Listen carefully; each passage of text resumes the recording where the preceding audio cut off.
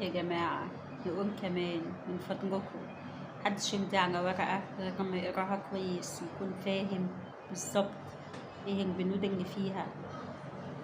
يا جماعة من فضلكم بجد يعني انتوا اللي بتأذوا نفسكم بجد. محدش يمضي على إيصال أمانة يكون على بياض أو مش عارف هو هينفذ ولا لأ. محدش يمضي على ورقة مش فاهمها. من فضلكم ما تسيبش شغلك وتمضي على مخالصة أو تمضي على كل مستحقاتك غير فعلا لما تكون واخد كل مستحقاتك. مفيش حاجة اسمها ده قريبي، ده معرفة، ده أخويا، ده أبويا، ده صاحبي. مفيش الكلام ده. اتأكد كويس ان اللي انت بتعمله في صالحك. ما تكتبش عقد سوري يكون مثلا بينك وبين